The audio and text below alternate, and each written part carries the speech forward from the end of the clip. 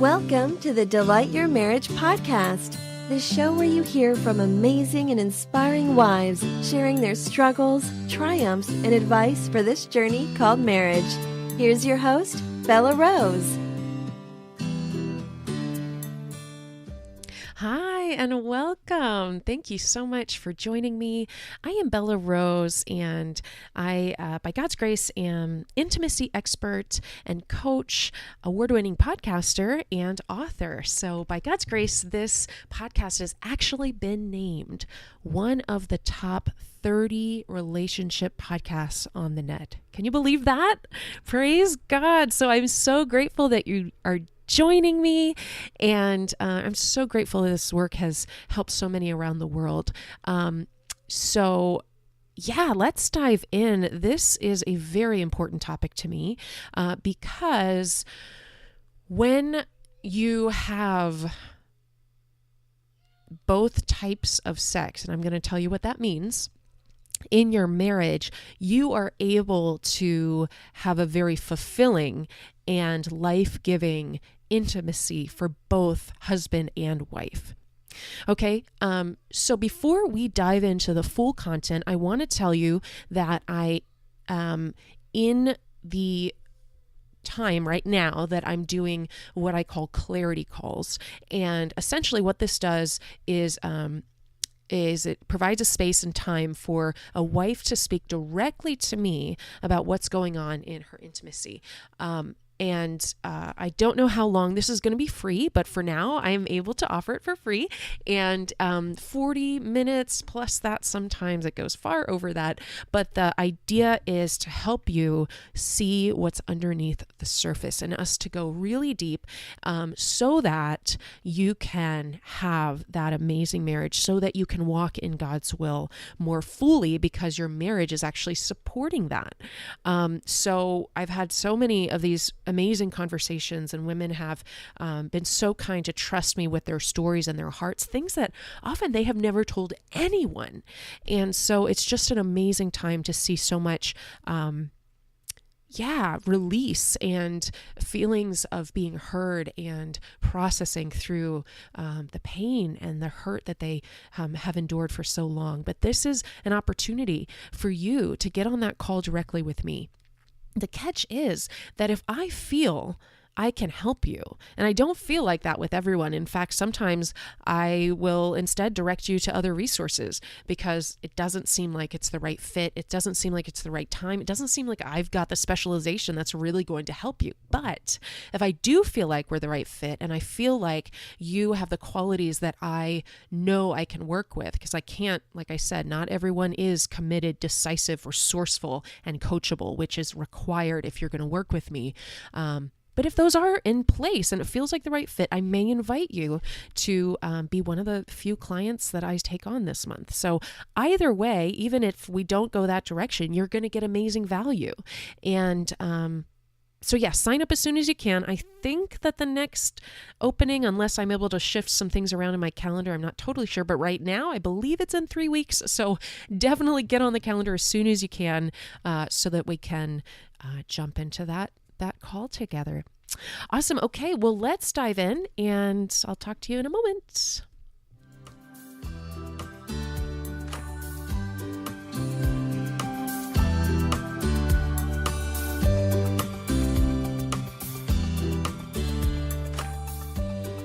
All right, awesome. So what do I mean by if you're having the wrong type of sex? Well, I didn't understand this for quite a while, and what I understood was what the enemy wanted me to understand, was that sex was just for him, that I was doing essentially a service for him when we would make love. And I knew that there was more to sexual intimacy. I knew that there was more joy for me as a woman to be had. I knew that there were more deeper orgasms in the vagina. I knew I had heard about these things. I knew that there was more awakening for my resa, and I knew that there was ways that I just knew there was more, but I was not experiencing it. And so what I want to talk to you about is, first off, why you as a wife, why don't you love intimacy? What What is it about intimacy that you don't love? Why sex feels carnal to you, number 2. Number 3, why sex feels like it's just for him. And number 4, why sex might not be fulfilling even if you are having orgasms. Number 5, why aren't you physically craving sex? And then I want to talk about what is fully underneath all of those things. Why? What is going on? And then I want to talk about what practically you can do to get all of these things turned around. How can you have, quote, the right kind of sex? All right, so the first one is why don't you as the wife love intimacy? Well, a lot of times when I work with women one-on-one, and myself, like I said, how I felt before was that what we would do in sex was essentially, him, when he was aroused, that's when we would make love, and when he was finished, that's when it would stop. And even if he was generous in different activities, I still felt like our sex life, my sex life, was really beholden to his desires in sex rather than a connection I wanted. I wanted an intimacy. I wanted even a spiritual union. And what we were doing did not feel like that in the least. It felt like he was just getting what he wanted, or he needed a release, rather than we were to be this unified, spiritually empowered experience for the both of us. It didn't feel like what we were doing was what Jesus was talking about when he said the two will become one flesh. Now, a lot of times husbands listen to my podcast. And so what I want to say to a husband is that you probably are not on the same page with thinking this way, because you are probably like, yeah, I totally get how this is a spiritual experience. I'm like high in the heavens by the time we are done, and I'm super in love with my wife, and all the oxytocin that's been released, all the chemicals that's just been exploded all over my body and my brain and all over the place. Like, of course this is spiritual, but for your wife, not necessarily the case. Not necessarily the case. And so yeah, that was me. That was me feeling like this wasn't something that was actually like a deep, true, intimate connection. It was like, yeah, I mean, there was benefits afterwards. Like, we were kinder to each other. There was, it was easier to be on the same page. He definitely had a better attitude for the next couple days. Those were the kinds of things, but it wasn't like the experience was actually what I, as a wife, felt was spiritual or unifying or connecting or emotionally, there for me. It wasn't that, it just felt very, very non-helpful in the ways I really wanted it to be. All right, so that's the first one. The second one is, why does it feel carnal? Why does it feel sinful? Well, for me, for a long time, I thought that sex and the activities and the views, the visuals, I knew he wanted to see me. I knew he wanted me to seduce him, but I felt like I was doing something that looked like all the sin I had seen in movies, in X-rated stuff, that I was doing things that reminded me of the sin I had viewed. And so why does it feel carnal? Well, of course, if I'm comparing myself or looking at myself as though, I was one of those women, of course, I would feel that it was sinful. But I did feel like that, regardless of the commitment in marriage. I still felt like I was doing something that was wrong because it looked just like the stuff I knew was sinful. So that was number 2. Number 3 is why sex feels like it's just for him. So this, again, was like, okay, he needs it. It's been a couple of days. It's been a few days. Like, okay, we've got to get this done.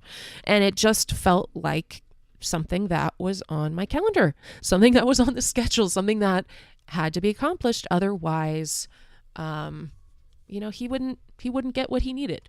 And that was not a good feeling. Sure, I could do it for a while, but after years of feeling like, okay, I just got to get this done, that's not going to support you guys. And it wasn't a support for us. Eventually, I'm resenting that I've got to have this on my calendar. I've got to make sure my whole day is planned around this because he's the one that needs it. And so that was very important. A realization of like, this has got to change, because if I continue on like this, I'm going to be just like those women who are, 30 years into their marriage and they do their quote duty, or they don't because it's felt like a duty for so long. And I don't want that. I don't want that for me. I don't want that for us. And so it's got to change is what I made that realization, that it just can't be this way. Just can't. And the next one, though, is I wanted to talk about how I felt like even though I was orgasming, even though I had the, quote, pleasure in sex, it wasn't fulfilling.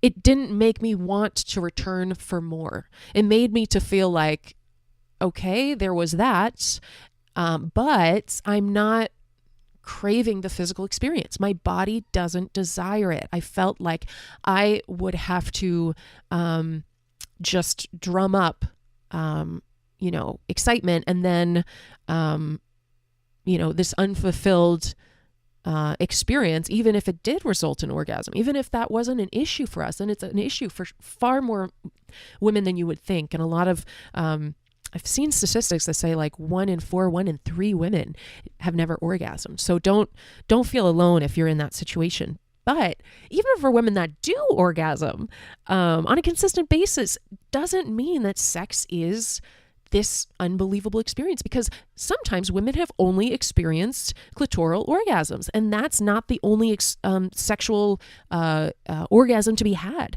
There are more that are deeper in the resa that cause you to feel this deeper, different connection and different release and different unification that, let me talk a little bit more about that. But why sex wasn't fulfilling, even though I was experiencing what, quote, I was supposed to be. I was supposed to be experiencing this fulfillment, but I, didn't matter whether or not I was having the orgasm. So let me tell you what I discovered by God's grace. So these were really things that I was just like, this can't go on, especially since I myself was teaching women to make love regardless, to make love in your marriage because of all those important benefits.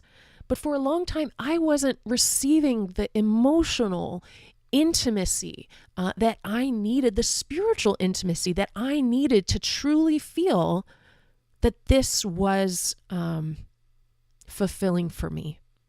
That I a lot of times just had to trust that this is what God wants, but I wouldn't necessarily feel that it was that spiritual connection. For my husband, he did, but I didn't. And that was important, of course. So what I did was I really invested in a journey for myself to learn more about why this might be the case. And by God's grace, now I've developed a framework to understand what was wrong. And now that I've worked with women on this, it's been super it's just been so effective and helpful for them to have this greater, just revolutionized understanding of themselves and their bodies and the intimacy that they can experience. So let me talk about what that framework is.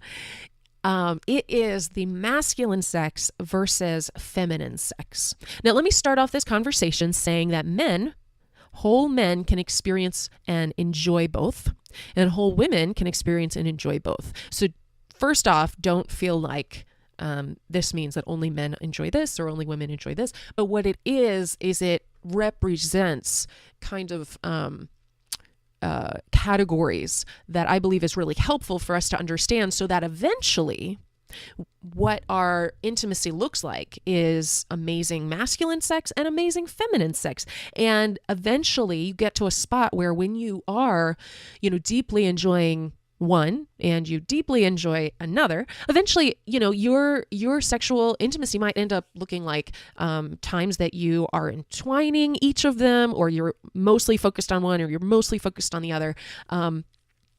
But let me tell you about that.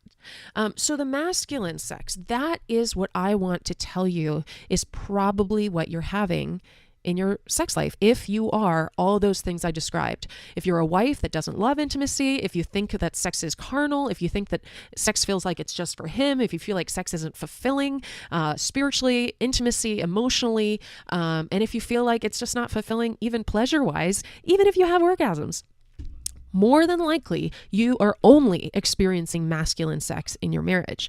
And I want to just kind of talk about that, because what we have been exposed to in our society is, what I would argue, just masculine sex.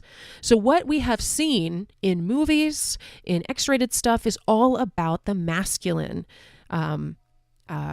sex and kind of what that looks like in intimacy. And so what I want to just tell you about is the reason that we have only seen masculine sex in our society. The places that you sadly have probably learned about sex is through movies, is through advertisements, is through pornography. And here's what I want to say is that movies are representations of masculine sex. And you're like, what? Come on, Bella, that can't be true. There's women involved in films. Yeah, there are women actors, but the women actors are representations of what a man wants in sex. And let me argue that a quick moment, because movies are generally male actors. Even women and men in the industry, when polled, when asked questions of who you think would be a better director of a movie, generally the answer is a male, because that is what the industry has looked at for many years, and it hasn't changed. So from the 1950s, I believe it was the 1950s, till now, the amount of male directors to female directors, that ratio has not changed. So for the top 100 movies of 2017, 92% of the directors were men. 92%. And so men obviously see as something attractive and exciting and fulfilling of a movie is if there is a sexual presentation. But for men, that sexual presentation is of the male sex, because they are not fulfilled by what feminine sex would be. Let me give you a bit more statistics. Between 800 films between the years of 2007 to 2015, 886 directors, this particular research group studied, only 4.1% were women. Out of 886 directors, only 4.1% were women, which means that the values, the sexuality, the understandings of intimacy were from men.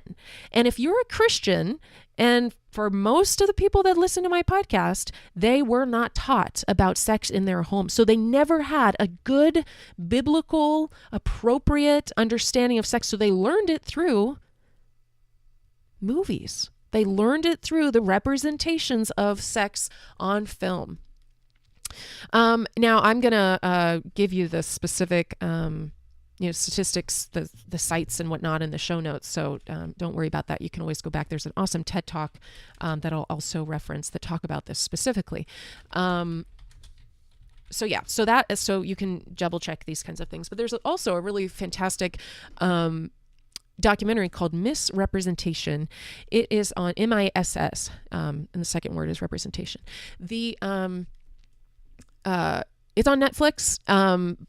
The caveat I would say is that it's packed full of really amazing material. The trouble is that they give you a lot of visuals of the bad kind of, the negative ways that women are viewed. And so it gives you a million visuals of music videos and, women shaking their, the stuff that only your husband should see.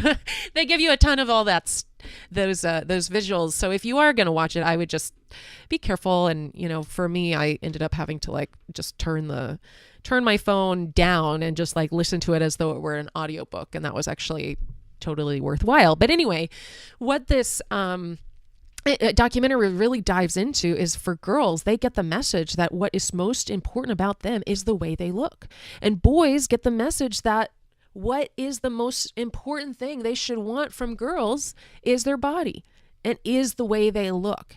So women get these lies, and there's a huge, obviously obsession with the way women and men look. 65% of women, the film was made, I think in 2011. So they had a statistic from 2009. So it's 10 years ago, but I'm sure it's only gotten worse. But they said that 65% of women have an eating disorder. Now, I had an eating disorder years ago, and it affects your whole life. It's an obsession, and it's a shame, and it keeps you from doing God's work because you're, again, obsessed and distracted with not living in God's will because you're so, seeking what this societal norm is. The other thing to be aware of is advertisements, the media. It is shaping our society, and billboards and all the things, their true purpose in all that advertising. And I'll tell you that, again, this documentary in 2009, the U.S. spent $235.6 billion on advertising. And they said that 80% of countries of the whole world have GDPs less than that. So 80% of countries have GDPs less than what we spend on advertising. So this is insane how much our culture, our society seeks to make us feel insecure so that we will purchase, so that we will buy their products. And for women, so they can feel sexy and good and attractive, so they can attract men, so that they can, buy clothing that accentuates all the assets. For men, and for men, so that they feel powerful and good enough and, able to take on this earth, the world, and, all that kind of stuff. Advertising is affecting our values so deeply, so significantly. It's pervasive, even though we don't realize it. Now, let me tell you, you're like, okay, great, advertising, great. But there's probably women that are, there's women that are directing that kind of stuff. Well, there are women that are involved in, the industry. But let me tell you what misrepresentation the documentary talks about is at the very, very top of these media companies. And just so media companies are, purchased by other more larger media companies, and then obviously you've got larger media companies that then purchase those, and it's so you've got tons of companies. It seems like our media, we've got tons of options, but actually all these media companies are owned by only a couple of companies, only a few, very few, and so what they talk about is actually at the very top of these media companies are men. Throughout the leadership, it is men. Not only that, but even if women start to infiltrate these leadership roles, when you have a culture of a company a certain way, there is very little you can do to change that as women. Even when we get leadership roles in companies, which it's still quite a glass ceiling in many companies, you look at the CEOs, you look who's at the table, there might be a woman, there might be two, but there is not 50% women. But even if there were, the culture of the company has already been established, and has been established on male values, desires, sexual understandings. It's already been established. It is hard to change that, to change the track of a company, the culture of a company. I mean, I don't know where you've worked in your life, but has it been easy to change what already was established before you got there? If you found your own company, if you created the company yourself, why then that's a very different story. You established the culture, but if it was there before you got there, it is not easy. So what we have seen, I hope that has made it clear, what you have seen, what you have experienced is the masculine understanding of sex. What men crave from sex, and obviously pornography, 1 out of every 5 searches on the internet, and this is a horrible statistic, 1 out of every 5 at least is for pornography. 1 out of 5. The billions of people on the earth, the billions of companies that use the internet for really wonderful things, and then for it to be 1 in 5 is searching for that sinful stuff. That is so sad. It is so sad, but it is mostly men. Certainly women are addicted to pornography. I was, it started out by just my curiosity, just seeking how to understand sex. What am I supposed to even do? What is sex? I mean, I had no exposure. I had no understanding. And so that's how it started. And then, actually, it started by stumbling on a pornographic site when I was trying to do my homework, as terrible as that is. So get some guards on your computer, parents. Get guards on your computer, covenanteyes.com. Go there, buy a plan. How important it is for the souls of your kids to not accidentally stumble upon this, that then will cause them to have an addiction, the shame, the pain, the guilt, the pulling them away from Jesus, destroying their soul. That's what it says adultery does. And Jesus said lusting after someone is committing adultery with them in your heart. So once again, just kind of circling back to the pornography is mostly for men. It is mostly for men. It's their what they enjoy in sex. That dominance, that power, that release, the woman desiring him. And I talked about that on my last week's podcast, and I got so much amazing positive responses by God's grace. But that's what men want in sex. That's what men want in sex. And it's so important. It's so important. This is a vital, important thing. So I'm not demonizing male sex, but I'm telling you, be aware that might be the only kind of sexual experience you have ever been exposed to. So if it is not, if it's not fulfilling, why then that's probably because you've never enjoyed anything else. And a wonderful, intimate relationship is when both happen in your marriage. All right, so you might be chomping on the bit and you're like, okay, Bella, I get it. Let me just know what feminine sex is. Okay, let me tell you. It is about connection. It is about slowness.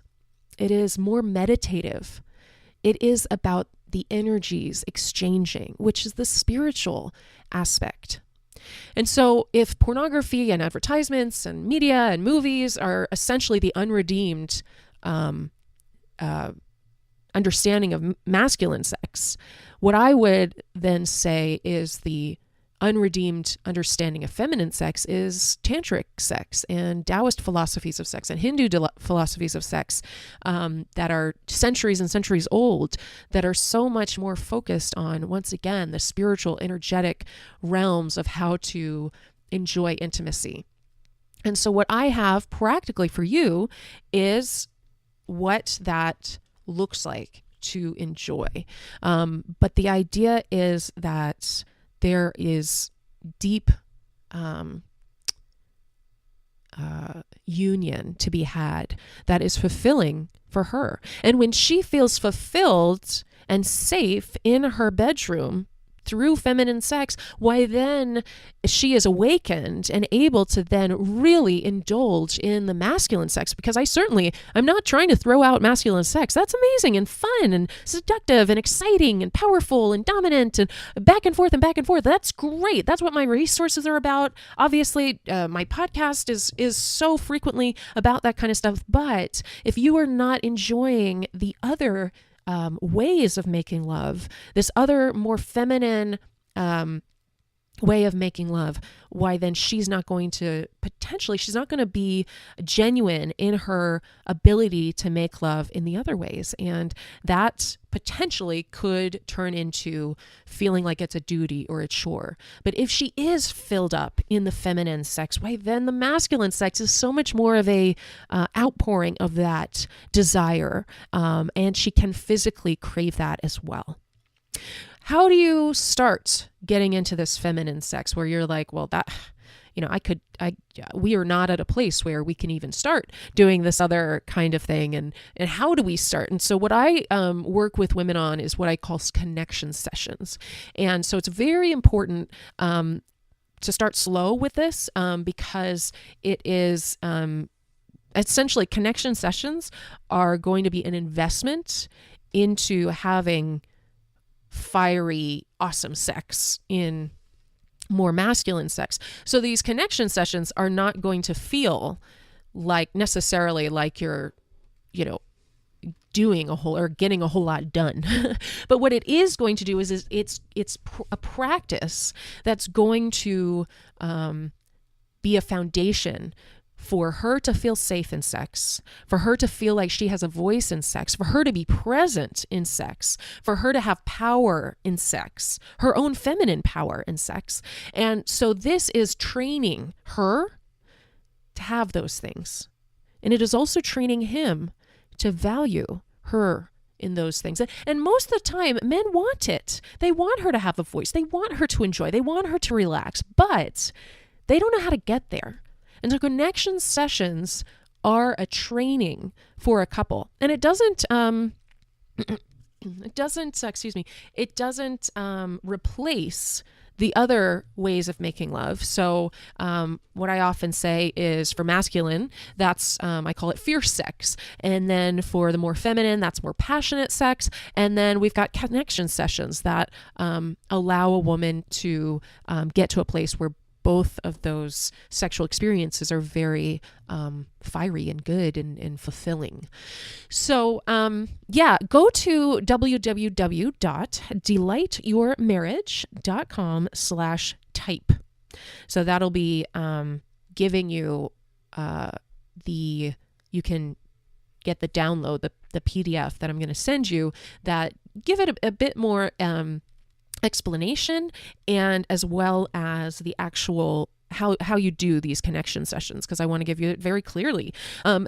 Obviously, working with me one-on-one is, you can get there far faster, you can get there far better, because I can tailor my work with you specifically to what you are going through, what you've gone through, where you are in your marriage, how safe do you feel in your marriage, is he even willing to do this kind of stuff, and how do you get him to? And like I said, I love working with women on that because it's so important. How do you get there so that you are loving intimacy, so that sex feels right and good and holy and spiritual and godly, so that sex feels like it's for you just as much as it's for him, so that sex is fulfilling and you have deeper orgasms than just maybe clitoral orgasms, where you have that deeper release that causes you to have that relaxation and safety and feeling held in emotionally, but you get that feeling through sex.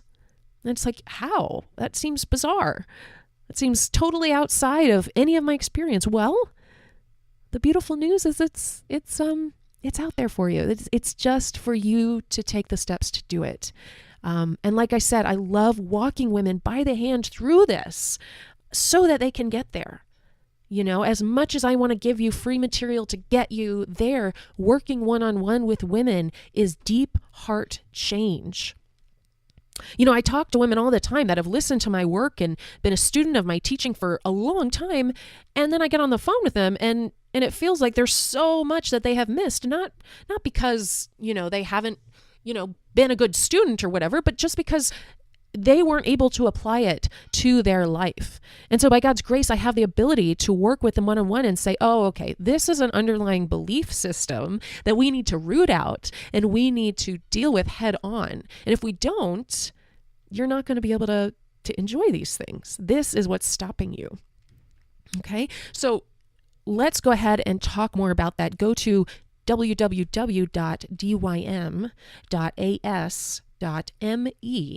and you and I can jump on a call for 40 plus minutes to really get clear on what is stopping you.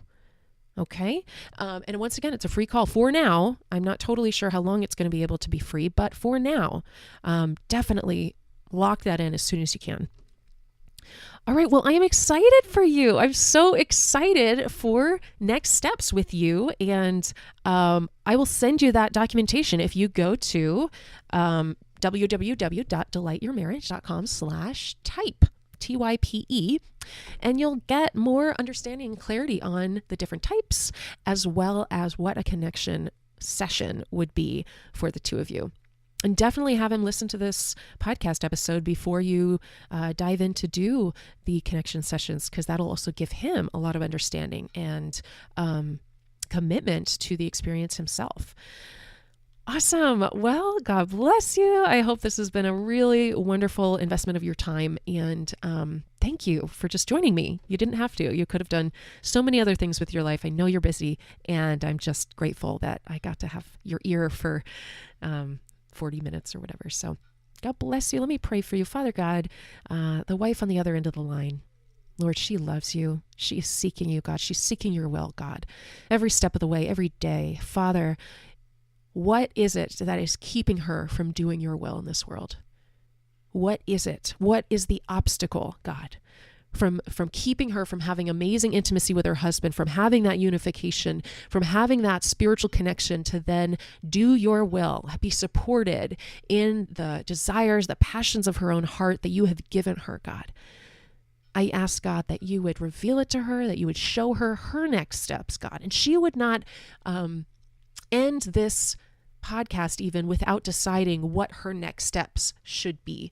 And there's so many distractions in this life and in this world that, can lie to her and make her feel like something other than her marriage is priority. And, God, your priority is you first, then our marriage, then our kids, then loving one another, everyone else, our ministry, whatever that looks like.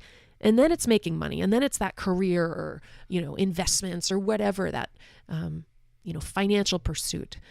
I pray, God, that you would give her the grace to prioritize the way that you want her to in her life, God. Not the way she's expected to because of our society, but the way you want her to, God. And give her the grace to say no to everything she's been taught about her body, her sexuality, her value based only on those things. But that she is truly your daughter. She is a conduit of your power and your might and your change in this world. Lord, we love you. You're so good. Thank you for teaching us whatever nuggets you needed her to hear. Let those things stand out. And anything that wasn't for her to hear, that wasn't appropriate to her life or what she's going through, that you would just cast that aside and let her just forget that and that she would really move forward with what you have for her. Amen. Awesome. I'll talk to you next Tuesday. God bless you. Bye. Thanks for listening. If you've been blessed by this, why not share it? Until next time, live with love, wisdom, and passion.